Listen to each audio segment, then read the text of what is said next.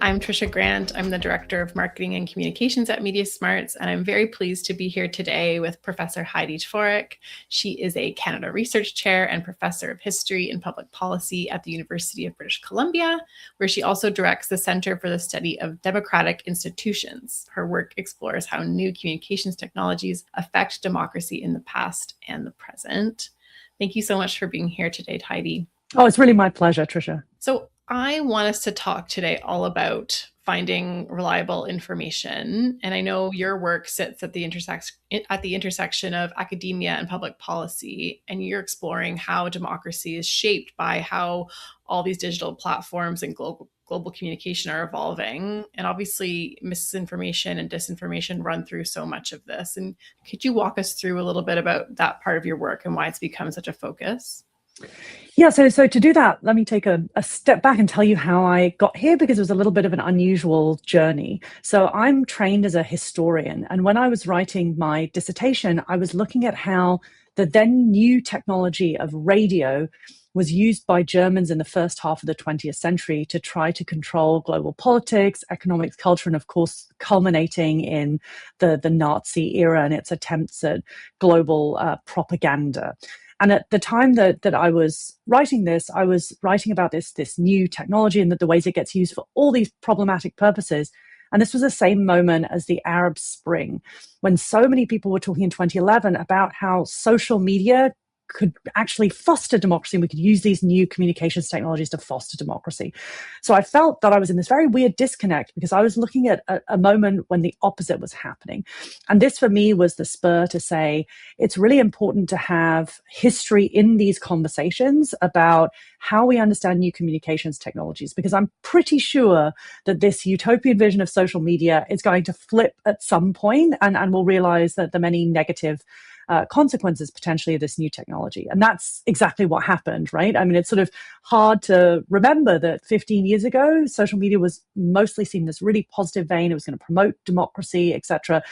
Now we're in a totally different world. And from a historical perspective, that was pretty predictable, actually. And that's what really facilitated my journey into saying we need to have this broader historical perspective to understand these current technologies.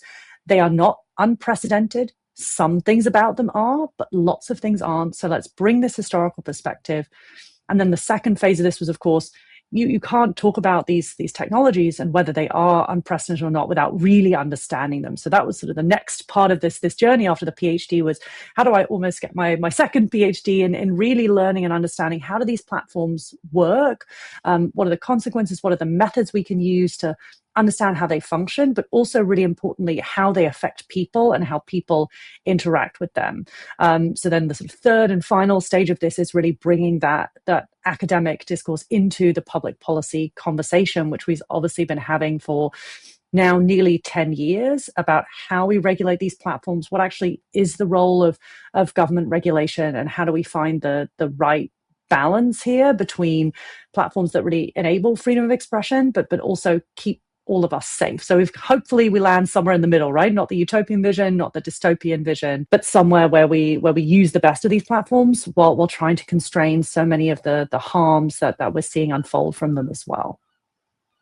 Yeah, and it's such a complex problem, right? You can probably think back to, like you're talking about, back in history, to the radio and television, these different technologies that even back then, had their own issues and problems associated with them. That probably seems quite simple compared to the issues that we're dealing with today when it comes to our technology. But there must be a lot of crossover as well in your work. I'm just curious to know if you were to name like a top thing that you feel is related to your, work in history, looking at other technologies and communication technologies. What are the kind of main threads that seem to run through them? I'm just curious about that.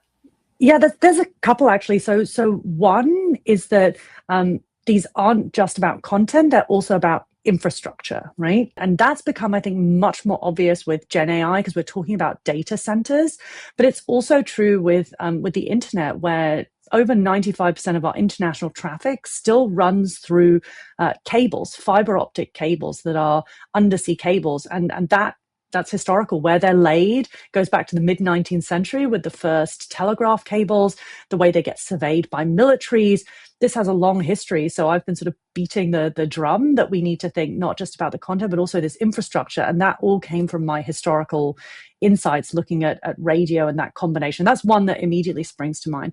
The other is that we have all of these different attempts, some of which fail to regulate these types of technologies. And sometimes they can be very instructive, actually. So there have been sort of different versions of things like an online news act that we now have, various things like that tried for radio because radio threatened, newspapers in all sorts of ways. So that dynamic of a new technology affecting and potentially threatening the business model of newspapers has existed for at least a century. So we can see which legislation didn't work and which legislation maybe was helpful. So those are just a couple of things. And I guess the third is what's really helpful is that whenever a CEO of a company or someone else says, blah thing is unprecedented, as a historian, I can say whether they're actually right or not. And sometimes the claim of something being unprecedented is being made because then this person wants to say, well, this is unprecedented, therefore we can't regulate it, or we don't know what will happen. And it can be very, very important from a public policy perspective to then really understand, is it unprecedented?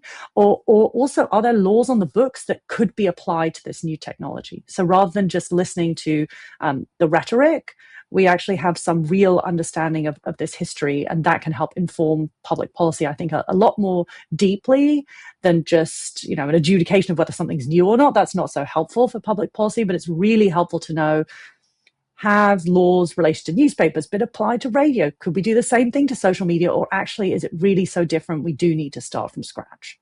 Right. Yeah, that's really interesting. And to our topic of misinformation, I mean, this isn't a new phenomenon, right? Misinformation has been around for a long time, but we noticed at MediaSmarts, it really started to become part of the public conversation around the peak of the COVID-19 pandemic, right? When health misinformation became one of our most, critical problems and started to receive a lot more attention. And so I'm curious to know what you think we've learned from that period about helping people find accurate information and preventing health misinformation from spreading in the first place.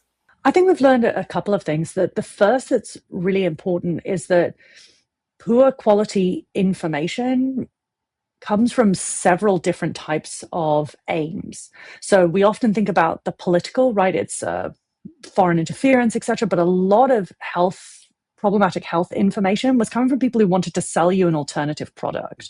And I think that did become a lot clearer to people over the course of the pandemic, that actually a big source of low quality information, conspiracy theories, etc. online is from people who, when you dig down eventually, they would like to sell you something. And it might be something completely related, right? In health, it's often related. So don't do X, take my thing instead, which I'm going to sell to you. But in some cases, it's somebody who has a podcast and then they sell you something on the side, like a multivitamin or what have you. So I think it's just really, really important to recognize that this is not just a political phenomenon. There's been a lot of focus on it as a political phenomenon, but a lot of it is driven by people who would like to make money. And that's then in turn, I think a solution for people is if I'm convinced by this piece of information, let me just spend another 5 minutes, let me really dig down and see if this person is also trying to sell me something. And if they are, it doesn't mean for sure it's inaccurate. It just means I've got to look at it with a slightly different lens.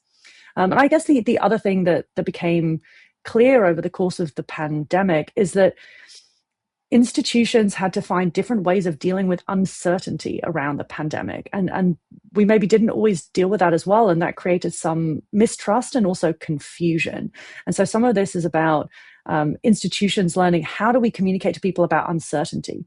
Rather than saying it is X and then seeming to flip-flop, how do we communicate that we don't know something yet, or we're not sure of the timeline, but here's everything that we're doing to try and understand this phenomenon. And the final thing we saw is that actually in some democracies around the world, admitting mistakes was actually what really helped to inoculate people then against further mis and disinformation. So we saw several leaders who actually apologized for some of the policies that they had put into place and explained why they had done it. And this actually helped to increase trust. And that's a really interesting phenomenon because we don't often see that in politics, that people apologize, sort of take responsibility for maybe not having had the best approach, but also explaining why that was the case. And ultimately, those kind of things meant that people in those countries tended to then want to go back to those institutions for information because they understood that these were places that were going to admit if they made mistakes, and that creates less of an anger against institutions and less of a backlash than we've seen in some other places. Yeah, that's really good to know. It's like that thing we try to teach everybody around intellectual humility, right? And being able to admit when we're wrong. So seeing it happen at that sort of institutional level is really great. And so then coming to present day, we're sort of post-pandemic, some might say. Now we're seeing AI generated deepfakes, and there's a lot of concern around that. It's becoming so hard to tell what's true and what's not. It's so easy to generate fake images and videos. How has that changed the challenge of teaching people to evaluate what they're seeing online? Yeah, it's accelerated some trends that we've seen already, and then obviously it's created some new questions. So first, in terms of what it's accelerated, deepfakes already existed pre-Gen AI, right? And this was already a phenomenon that many of us were looking at, for example, through the question of creation of non-consensual intimate images, or also deepfakes, mainly of women or of women in power. So this was already a phenomenon, but of course, massively accelerated by Gen AI that's just made it so much easier to generate this kind of material. So that's sort of the first concern, that it's just accelerated these kinds of problematic trends that we were already seeing. And then there's the question of the sort of new parts that maybe have been created. And one of those is then that when people are now looking for information and they're doing it through a Gen AI chatbot, it's more of a closed environment, right? So some of the techniques we used to say to people, do a lateral search, right? Like you found it on one news website, make sure you check it on another, etc. There's less likelihood people will do that because they're already within this one chatbot interface. So I think helping to teach people how might you prompt differently, and actually helping encourage them, do you want to leave this site and check it out? But some of it is how you actually interact with the chatbot. And the final part of that that's new is we know that much of the engineering behind them has engineered them to be quite sycophantic, right? And this is very persuasive to people. And so how do we help people understand chatbots have been engineered in a certain way so that they will appear more persuasive to you? And that was not a thing we were as much focused on in the pre-Gen AI chatbot era. And that just means adding that new sort of element to people understanding, how do these actually work? What are they trying to get me to do? And what are the ways that I might search outside of them, but also interact with them differently to maybe tell it not to be so sycophantic, or prompt it with certain questions that ensure that you're not going to then fall prey to something that's problematic. Yeah, absolutely. It's why, we feel the AI literacy piece is so important, and not just for like K to 12 students, which obviously it is, but for adults too, right? Because this is new technology for everyone. And so what would you say, I guess, to the average person who feels like they're having a hard time finding reliable information online? What kind of tips would you give? First, I would say even just acknowledging that it is hard and it can feel overwhelming because there's so many potential places to go. Some of the old tips, I think, do still hold, right? Having lateral searches, so not just relying on your one AI overview that you're receiving. We know that many AI overviews are actually not accurate. So there was a study done by BBC News of how many AI overviews of news articles were accurate, and it found at least a third of them were not accurate.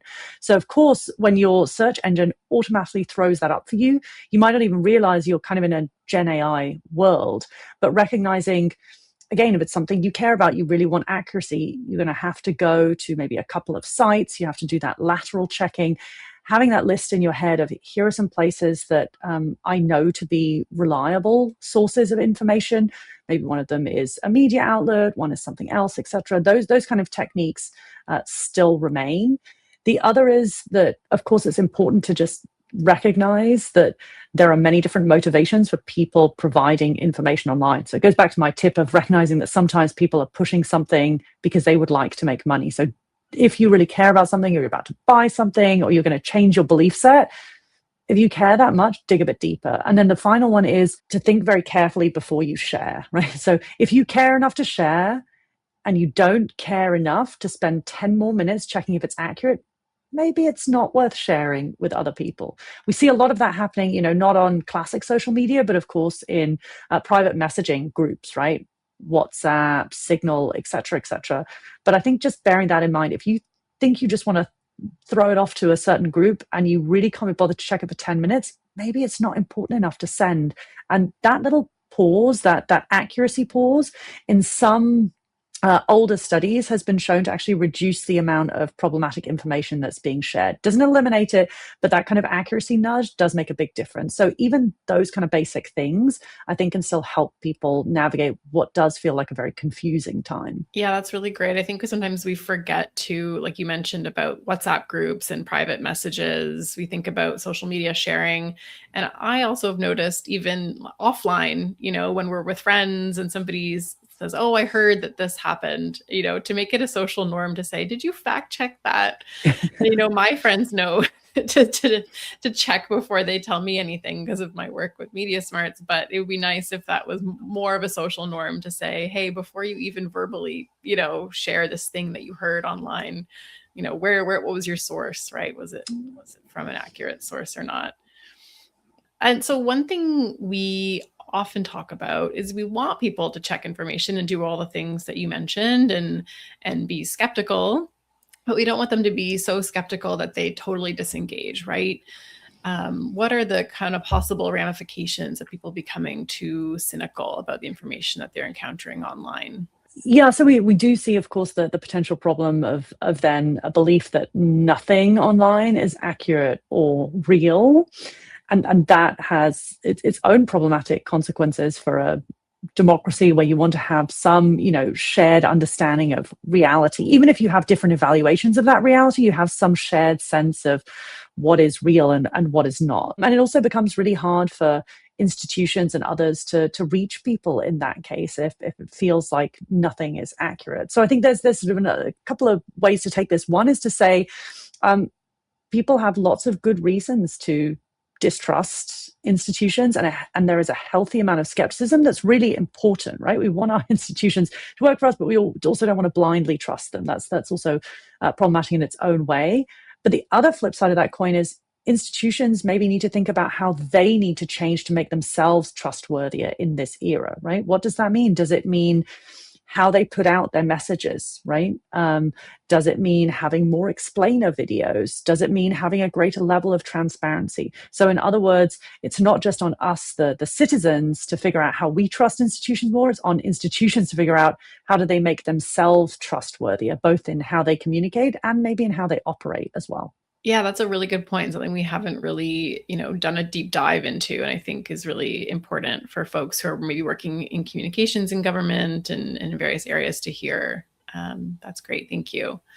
So the last question we ask all of our guests, because we love media of all kinds at MediaSmarts, is there a piece of media you've consumed that you're really into right now, whether it's like a TV show or a movie or a podcast or a book or any of those kinds of things?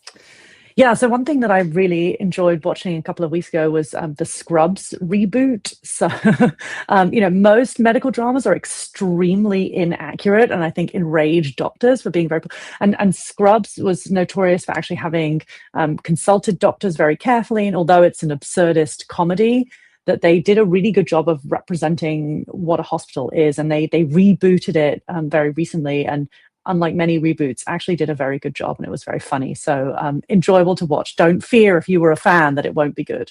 Oh, that's good to know, because I used to watch Scrubs and I haven't watched the new one yet. So I'll have to do that because I've just finished The Pit, which is a very different vibe, but yeah. Also I think pretty medically accurate, but it'll be a bit of a lighter tone. 100%.